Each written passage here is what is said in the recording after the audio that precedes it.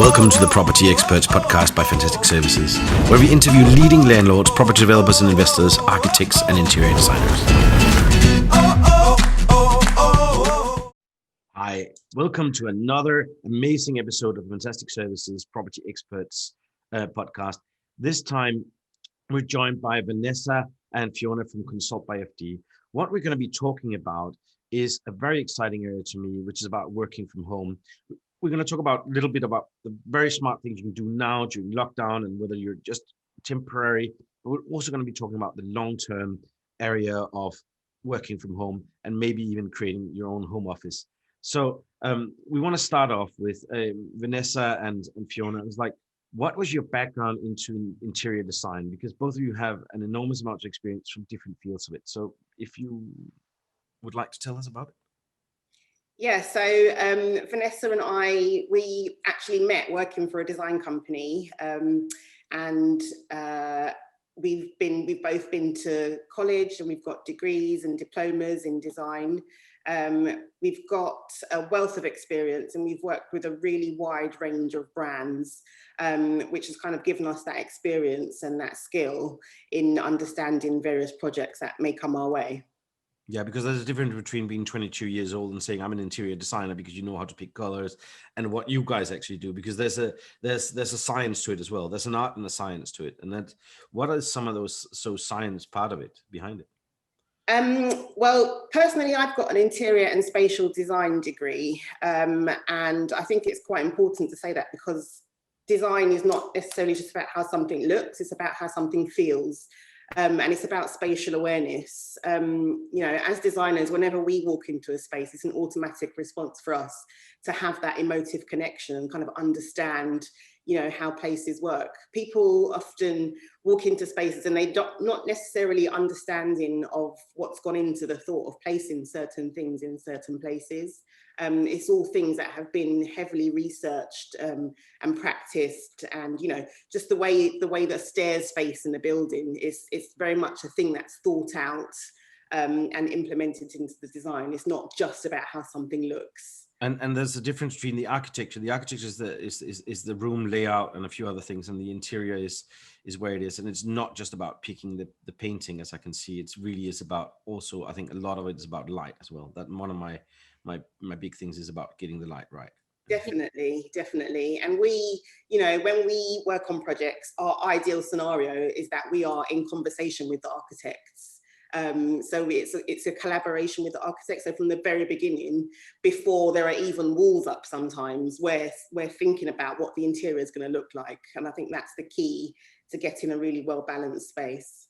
And Fiona, what made you go into this area? Was it something you were born with? You just walked in and said, like, that's it? What's the background? Yeah, I've kind of always had a creative streak, much against my dad's wishes. He wanted me to go into a bit more of a academic subject, but my mum always pushed the creativity in us. And you know, our home has always been her pride and joy, and I've grown up around that, so it's part of me. It's instilled in me. She was very particular about, you know, where she would place furniture, what colours she would choose, what our bedrooms looked like. And at a very young age, she gave us that ownership in, you know, looking after our spaces and having pride in it.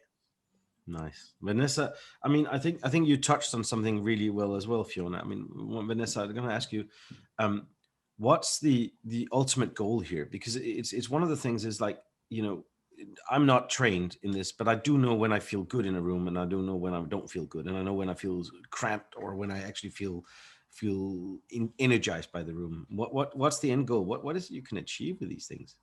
No, I do think it's about well-being. Just as Fiona was talking then, I was thinking back to I'm an only child, not that has that much of an impact, but I would spend a lot of time just moving my room around for the sake of it, because you know I had not much else to do. But it always seemed to collide when I felt if I was a student, you know, if I had exams coming up, I was like, right, okay, I had to prepare my room for studying, or if I had like an exciting new chapter coming up in my life, I always sort of use my space as my haven to prepare me for whatever challenge I was facing. And I always felt like that shift, I don't know, sort of empowered me in my life. And I feel when people feel comfortable and empowered in their spaces, that's the best time for them to thrive in their personal and professional lives. No, I agree with it. I mean, and you just know when you're coming into an office. This is I have a very cluttered office. A lot of people say, but for me, it's like it's a lot of inspirational things. But it's also down to the individual. There's a bit of subjectivity, but there's also a lot of study in it. I understand. I mean, everything about light.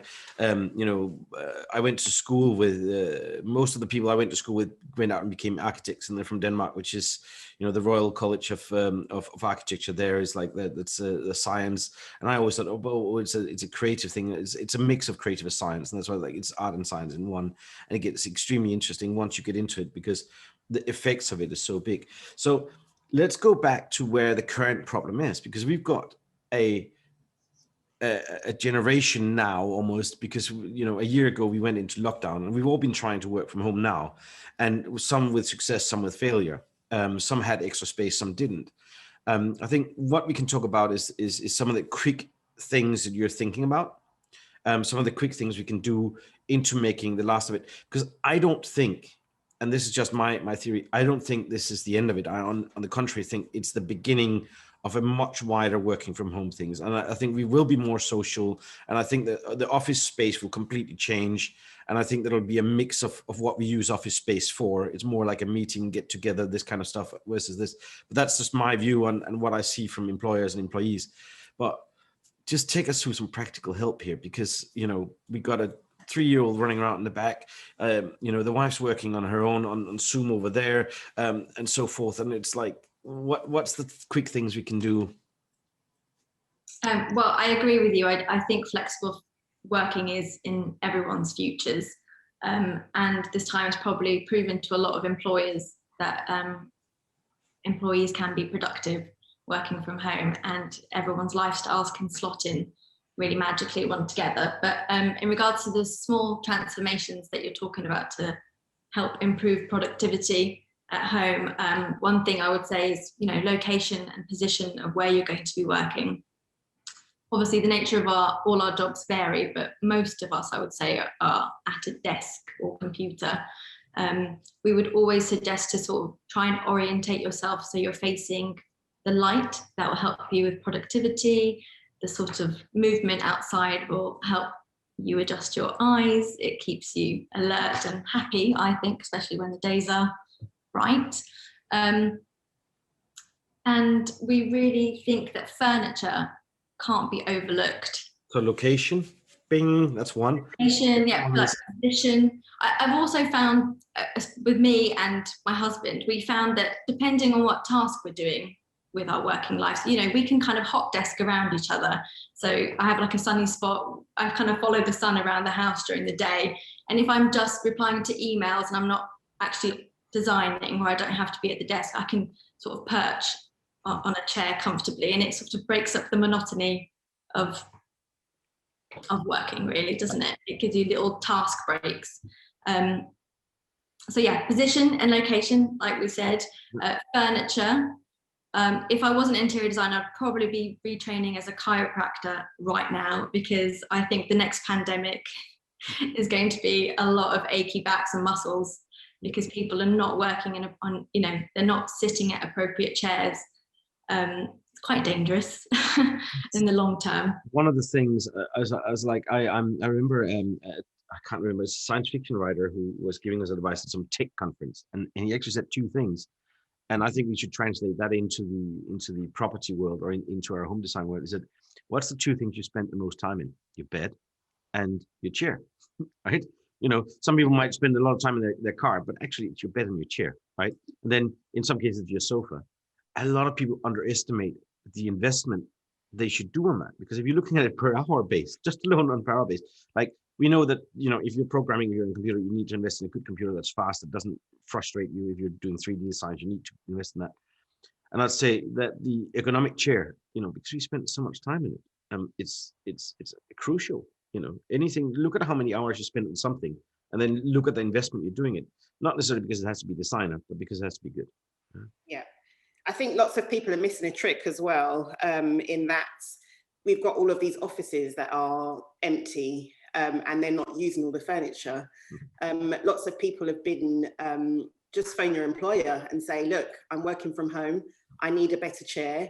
And you know, most cases they're happy to send the chair home to you, and it's getting used and you're protecting your back. And it's also, it gives you a bit more of a purpose in that chair, you know, and it helps you to separate the work life from the home life as well. If you're sitting in your dining chair working all day, it's not going to feel any different when you're sitting down to eat your dinner in the same dining chair. If you've got a separate area with separate furniture for working from home, then that, you know, that has a massive impact as well. Exactly, and getting the right height on your table, right? So. Yes, definitely. So you also, flexibility. Yeah. I think the general consensus is a bit of flexibility, and being able to adapt and change things. What's the third sort of thing you're looking at in the quick lighting? Because again, that is really powerful. It has a massive impact. So we've already mentioned ambient lighting, sort of where you can position your desk, but your task light is super important as well. You kind of preferably want one with a dimming feature, so you can adjust it depending on the time of day. What is your window treatment? Are you allowed to give yourself a bit of privacy? Have you got something that can diffuse the light so you're not getting glare from your screen? And yeah, if you've got a desk light, have a rotating base so that you can direct it to what you're working on or away from what you're working on if you just need a bit of a break for your eyes. What other things are there? Because I can only nod and say I agree. Yeah, for me, I've always put loads of plants, as you can see, like around where I'm working, foliage. It helps with my mood, my productivity, just makes me happy. I think you need to surround yourselves with things that give you joy, because especially during lockdown. I happen to speak to because I'm very interested in plants. I happen to speak to a couple of Dutch guys who are doing the plant production, and they grew with 300% month on month during lockdown. So definitely we have a number of houseplants. Now what happens when we go back to work is our cleaners are going to help to water them because we want to keep those plants. But I think that it was the biggest growth during the pandemic was actually plants. It was a massive growth, and I've seen that at home. What else is there besides plants? Because I do like that in the environment. It's not just for the air, but it's like it really. Yeah. No. Small transformations. We found like having sort of a basket that you can tidy away all your work things into at the end of the day. You can, you know, you need to balance all facets of your life. You don't necessarily want to be looking at that pile of work when you're trying to wind down for an evening.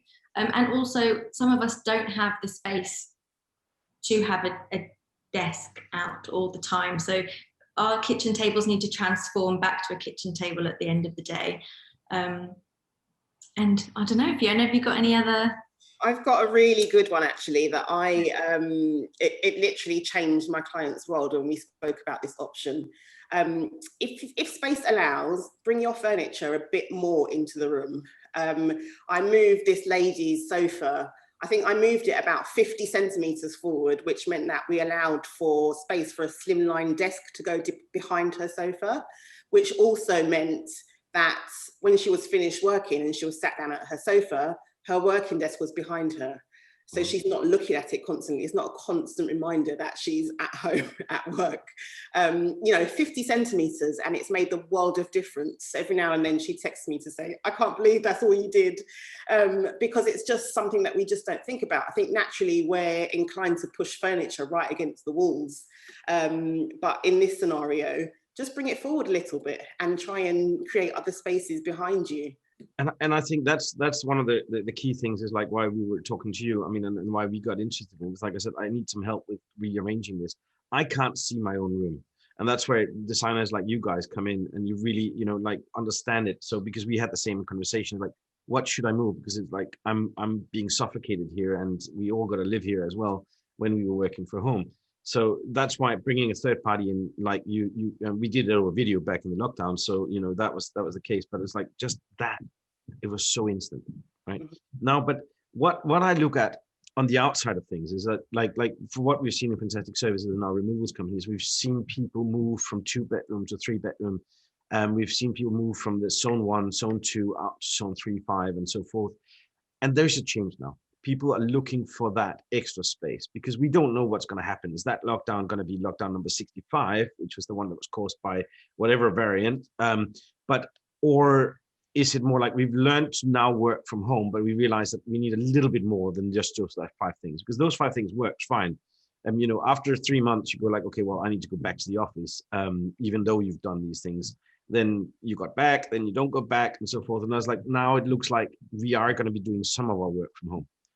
And you've had questions from your clients. So tell us what's next, because what's the longer term things that people are asking for now? Because in the beginning, this is temporary solutions. Yeah.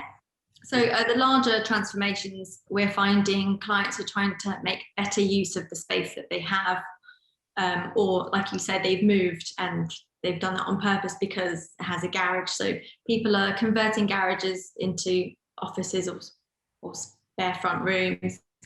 They're extending out to the loft, or they're looking to invest in creating like a garden studio, or transforming that shed into something far more architectural that can support their working from home needs.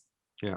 No, and so like, what's the process? You call you guys up, and then the process is of like, I've got a garage because, you know, the garage where I used to live, I don't have a garage where I am now, but the garage where I used to live had no windows. I mean, it was like, how was I going to do that into an office? And that's where you guys come in and say like, yeah. So within like perhaps the garden studio, there's, you know, permitted development. So you need to look into the size that you're looking to build. But with many lofts and garage conversions, you will need planning permissions. We're working on a project now where we're in the middle of that. So it's sort of ebb and flow process, but it's being done every single day. It's really straightforward, and it's a really, if you can afford it, it's like an amazing way to add space to your home, and again elevate your lifestyle by giving yourselves that spare room. No, I had an amazing apartment once in Islington where on the top floor, the ladder was open. You open up, and it was like a half greenhouse, half working stuff, and you just had the view of the garden, and you could see incredible space. And I remember working from there, and this is like 20 years ago, but I knew that the person who lived in the apartment was a writer before, so I knew that they had really worked from home. It was incredible to see the difference of that, and it was such a simple way of doing it. They just ladder up, bam, close it down, and then you were sitting there. So I guess you guys can come up with all sorts of creative things that can be done, because it is about being creative. Not everybody has the chance of, you know, oh wow, I'm buying one more extra room to do this, but also the room has to be fit for purpose, right? So what's the process? You go with you guys. I know, Vanessa, you and Fiona, what are you doing? You're planning them. You're discussing the needs. How's the process? Yeah, well, sometimes with loft conversions, someone's already got an architect on board, so the planning permissions are in place, and then they get us involved to come and help with the design. For example, I'm working with a client at the moment, and she can't quite decide where she wants the bathroom, so we've done a few different alternative layouts so she can see what size the bedrooms would be based on moving bathrooms around. I feel like a lot of people are intimidated by using interior designers because they think that it's out of their grasp, or that we're going to be extortionate amount of money. But what we find with our clients is that they're really pleasantly surprised, because working with a designer, you're normally entitled to unlock a lot of their trade discounts. So we can actually save you money in the long run, and in some of our projects, it's actually paid for our design fees. So they sort of break even working with us. They get, well, if I can say so myself, a much more desirable interior. Well, I think also maybe just ping-ponging around it, because of if it's you and your partner discussing it at home, it's like, no, I don't like that color. That's what it ends up with. And actually what you should be discussing is not that, but where the sofa should be. You know, the colors, you know. You've got absolutely nothing to lose and everything to gain, such as a great interior. And we know we have a lot of knowledge about like the sofas or products, and we know where to source, for example, bathroom tiles or materials, and something that you might not have considered before. So yeah, I think that there's no need to be intimidated to use an interior designer. It's really just having someone really help you make your vision for your space come to life. And Fiona and I, like, our favourite part of a project is we obviously aesthetics are so important and the style of your home, but we like to balance that with function. A lot of us have children, you know, we need to allocate space for those coats and those boots and those wellies, etc. So yeah, you can have it all. You can have a beautiful space, but that functions And for families' needs. And I remember one thing, we talked about IKEA or prefabricated furniture versus bespoke furniture. We've spoken about that before. It's something that interested me because I was used to prefab, and it's like, that's the size it is. And then suddenly, wow, you can really get fitted things. And it's actually, price-wise, it actually comes out affordable as well. Take us through some of this stuff here, and because you also do that, right? Yeah, I think IKEA do, well, we can do great hacks with IKEA, but I'll let Fiona. Yeah. Yeah. That's what you're one of your specialities is, Fiona, right? Sorry, say that again. It's one of your specialities is, Yes, well, not just like IKEA hacking, but furniture in that one. Yeah. No, definitely. It's always better, like touching on function, it's always better to have something built to what your exact needs are. And, you know, whilst we all appreciate the readiness, availability of prefab, in the long run, you're always going to think, oh, I could have done with this size, and I could have done with, you know, a rail here, and I just think you're better facilitating your lifestyle and what your requirements are if you're building something for purpose. Especially, you know, if in a working from home situation, there's some great companies out there who are building, you know, whole walls of storage. And it means that you can shut things away, you can slide things open. Speaking about having children, a wall of storage that you can just put all their toys in and shut the cupboard is, you know, is heaven. But in saying that, it is an investment having bespoke furniture made. And if you're wanting something a bit more of a quick fix, then maybe consider a bit more of a hybrid. So buy prefab, but then have something purpose built around that, that's built into that. So I think, you know, there are different levels, depending on what your requirements are. There's always a way around it. And that's kind of where our expertise lies, in that we can see something and think, right, we can adapt this to this according to your budget. And there's, you know, there's always a way to make sure that you're getting the most function out of something as possible. But Fiona, you've also been in furniture for, you know, a while. I was not gonna say the years, but you've been in furniture for a while, and also sourcing and designing, and being involved in design, and also in purchasing in a very, very large retailers. So you have a breadth of knowledge of what is out there on prefab, what's out there on prefab on the higher level, and then what is available on the bespoke side of things. Because I wouldn't know, you know, it's like I'll go to one website and I'll look at it, and I was like, well, and I'll go to 2-3 others, and I'm like, does that fit and that fit? And I think that's that to me is the huge help. With it is like, no, what, definitely. You know, a side disc is not a side disc, you know. It's like, and that's the thing with hiring a designer, is that we're in the industry, we're seeing things all the time, products are brought to us all the time, so we've got like a really wide range of knowledge of what's out there and what's available to you, whereas, you know, people independently shopping for themselves, that, you know, we haven't got the time to be scouring the internet for, yeah, especially with the shops not being open, we haven't got the time to be scouring the internet looking for that perfect product that actually doesn't exist.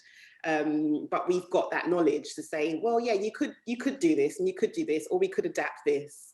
But also shipping times have changed a lot. I ordered something in June that hasn't arrived yet. You know, we're talking about 8-9 months later now. It was ordered and paid for. It hasn't arrived yet. Got stuck somewhere in the middle of a process of 2 factories not working together. Exactly. So now is the time to get bespoke, because you're having to wait for the prefab stuff anyway. So you might as well just, you know, go for it and just take that leap. Yeah, no, but it's so refreshing to hear, because it's something that I didn't think about that until I, you know, until I had the age or the money for it. But I actually found out that it wasn't that much more expensive. That was what shocked me as well. It was like, wow, oh, this is affordable, and suddenly it really fits. Versus, you know, it's somewhere there, then some wires comes over, and, you know, little one unplugs. Wire management is the one, isn't it? I'm waiting for the whole world to be wireless. You know, that's been my dream since I was a child. Like, wires is my #1 bane of annoyance. Yeah. Also, there's a massive wave about shopping small at the moment, and it's rather rewarding to also give a local carpenter the work instead of giving your money to a retail giant.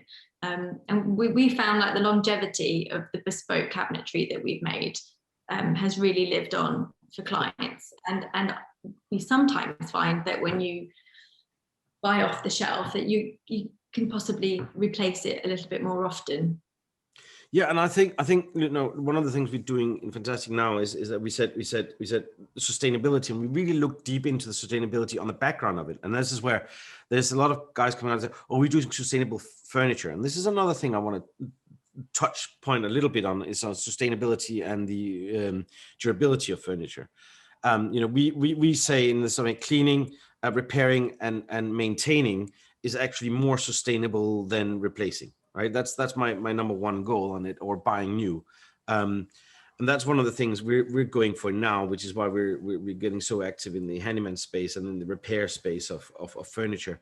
But I think that a bit like the fast fashion industry, we got into fast furniture industry, and I think that became like, oh well, you got to have that one. Then 3 months later, maybe 6 months later, you got to have that one. It might not be as fast as the fashion, because the fashion can last a week, right, or 2 weeks. With furniture, it was a little bit more. I think that there's a bit of the fast furniture industry, and I think that's also one thing with the bespoke, because one thing was that furniture suddenly became very affordable and extremely cheap, but it is fast furniture, and it is also like, well, is there durability on it? It's like we do a lot of IKEA assembly, and then a lot of our clients will ask us, can you please put this stuff here? We know how to make an IKEA furniture not fall over in the first 2 years.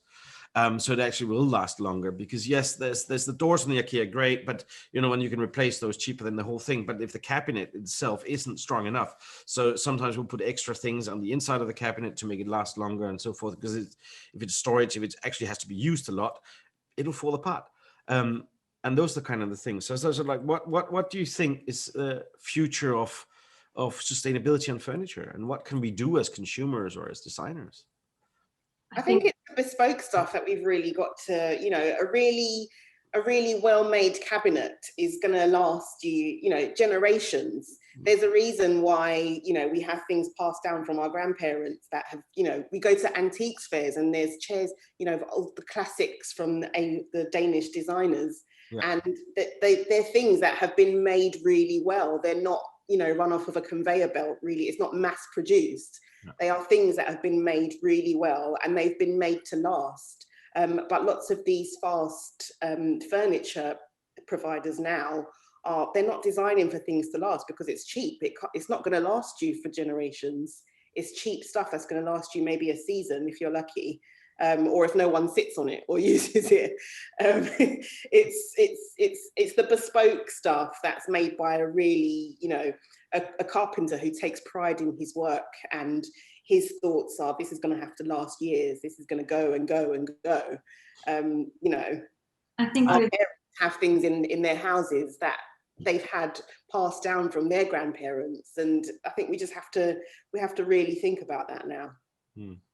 I was just going to say, a lot of our projects that we curate, we want to add interest to a room. You don't want to walk into everyone's houses and it just feels like a stamp of the other one. You want to, that's the IKEA showroom, right?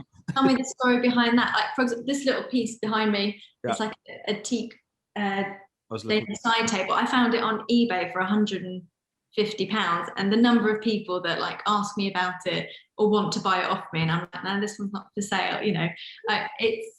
This I hope will inspire and aspire to be inherited by my children one day, and it just makes us all have a bit of personality. And you guys are good at sourcing those things, because there's something about the fast fashion. It's also like, oh, click the button, bam, then I got this cupboard, right? And I was like, trying not to show it here, hiding it on the video. But I understand your idea of the pieces, and they don't have to be expensive. That was another thing. They don't have to be expensive. For that cabinet, I got it for a steal, but there are amazing markets out there. Sometimes people can't get to them, but a lot of retailers are sort of, now taking photos of, there's loads of websites where you can get vintage pieces online. Is it Vinteria is like one beautiful you can look at. And these things have like stories, don't they? They have a life cycle, and definitely and definitely worth investing in. No, I agree with that. So what's the next steps? Like in this case here, right? I'm looking at now you got my interest. I'm going to make that spare room into an office, perhaps office/gym. What's the next step? What would it be? Because I actually think that idea of office/gym, then I've got both of them in one. Yeah. But you had built-in cabinets. You could slide the gym away. You can put your gym equipment back, your yoga mat. What's the next step? How do we get involved with Consult by FD? Well, we've got our website, www.consultbyfd.com. You can contact us. There's on every single page, there's a link to be able to just contact us straight away. And it kind of starts with just a conversation. It's just a really relaxed conversation about what your requirements are, what you're looking for. And then we'd arrange a consultation with you, whether that be on site in your home or whatever your space is. And then we'd follow up with some mood boards, some spatial planning layouts, and then we take it from there. And then what kind of fees does that cost? Is that this is where I said like it starts from, or what kind of fees is that? We're here for the small transformations or large transformations, but every project is unique, so it really does depend on the scope of works and how much detail you're looking for. For example, we were talking about cabinetry. If you want to draw up something like that for your trade, then that's going to take a little bit more information. We want to know how you're going to use your space or your productivity needs. But we are approachable, and like I said previously, that a few clients have actually found that we've saved them money in the long term because they've had the best of both worlds. They've had a great design and they've had discounts on the products that we've procured. You know how to source furniture, you know how to get the carpentry, you know how to do these kind of things. Yeah, and on our website we're outlining, we've got like 3 design packages, so it's a bit pick and mix. You can just take the design, and then if you're quite independent and want to take that away yourself and in your own time install and do. So you really have a starter one, and then you have onto the whole. And therefore we can source everything for you, but then we can hand you over the shopping list. So as and when you can, you do it in your own time or when your budget allows. But we're also here to project manage. Like, we have great rapport with tradesmen, and we have so much experience being on site. That's really where you get the fine design, because it's the implementation and making sure that absolutely. That not the mistakes, but when you get on site, there is always something, and it's your reaction to the problems that makes the difference. We are there to, Yeah, absolutely. Because I did the design and everything else, and then that's not what I see on this one, right? So because of the implementation, then you realize there's something else. So I guess that's the real frame of mind. Well, I mean, if we're talking about the essence of a business, right, of something, and also like we started out with discussing a little bit about your background in coming into it, and I was like, what do you think? Because there was a big trend a couple of years ago about opening up the kitchen and getting that into that you can sit, somebody, like one child is eating while you're still cooking the rest of the dinner and this stuff here. What trends are you seeing now in the home, especially now? Let's say lockdown and post-lockdown. What are you seeing now besides the office? What are you seeing now that's going on? What's the essence of what people are wanting now? Because I know a lot about the gardening space. I'll tell you, people are loving their outdoor space. Our gardening has grown, and people are really like they want to have that, I call it the outdoor space or the green space. So when they have the luxury of having a garden, it's like, whoa, they've really invested in getting the plants, the trees, and the landscaping and the architecture in there. What are you seeing on the interior side of things, of what people are looking for? So funny enough, everyone previously have gone crazy for the open space, the open plan kitchen and living area where you can see what's happening everywhere. And people have now, as a result of lockdown, people are craving for their own space and their own time. So people are putting walls up left, right and centre. But for me, that feels a bit too permanent. And I think, you know, eventually we're going to go back to that phase where we want everything to be open again. So just a bit of flexibility, things like introducing screens into the space, which gives a little bit of privacy for an area, but it doesn't completely block something out. I think that's really one of the things that's really gonna be of interest now. Just the flexibility, again, a flexibility of a space. Yeah, I remember that, like when you're looking at old Western stuff, like, you know, the bathroom was actually just because they put this folding thing out, and that, you know, that was the bathroom versus the bedroom, right? It's like bath, now it's a bedroom, now it's a. I think, and it's also it makes space more usable. I mean, when you're looking at really tiny housing in New York and in central Tokyo, I mean, you know, I've seen some folding things that I was like, that's a kitchen and a toilet, or what is it? You know, I've seen some funny things traveling the world on small properties, and what's like, so now it's bedroom, living room and kitchen mixed with the toilet, you know, who knows? And I've seen a bathtub which was the size of, I think it was 50 centimeters, but you were sitting in it rather than lying in it, and all these other things. So there's enormous about the things, but I think the flexibility, you're absolutely right. I actually think trends are sort of being thrown out the window a little bit by people, because well, all year we've been bombarded with really dark rooms, a lot of paneling, which are all beautiful in their own right, but they've slightly become little replicas of each other. But I find that people are being a bit more adventurous with their own tastes. So do you think the trend is actually that we're starting to listen to ourselves when we're inside our room? Yes, and that brings me back to sourcing vintage furniture. You know, we're not all going to the same retailer for the same sofa and the same side table. I think we're trying to, it's given us time, giving us a home on what we like, and because we spent so much time at home, we are just. Well, it was one of the things I saw, and you know, I grew up in Denmark, and you know, almost 6 months of the year we spend inside. So one of the reasons that we talked about Danish furniture before, that is like, I give you a reason why in the 50s, and why those Arne Jacobsen and PK and these stuff here, and why the real function was on this stuff here. So because you spent 6 months of the year inside your home. Now you've seen it with the lockdown, how it is. And you know, suddenly, wow, my space matters. It's a big change for me moving to Britain many years ago. And it's like, well, why haven't you got this kind of chair and this kind of stuff? Because it's like, so it is very different from seeing the Scandinavian world of it. And I think that people have experienced that thing of being inside for that long. And it goes like, wow, that chair just fills me with energy. You know, you're looking at it and go like, wow, that Eames is just, and it's just like, you can look at it again and again, and it's like a plant. It brings energy out. Whereas I'm looking at that chair and I'm going like, it's a plastic chair that folds. It gives me nothing, right? Yeah. There's no charge. And so I think the essence of this, and you really said it so well, is the essence of this is like, it's becoming a home, right? Yeah. And it is about that energy we're getting from it. So I want to thank you very much for being on the Fantastic Services Property Experts podcast. It's really interesting. We'll put all of your details downstairs, underneath, not downstairs, but down underneath, so that we'll have it on your page on the, and also guys, it's Consult by FD, Fiona and Vanessa. It's been a real pleasure having you on this podcast.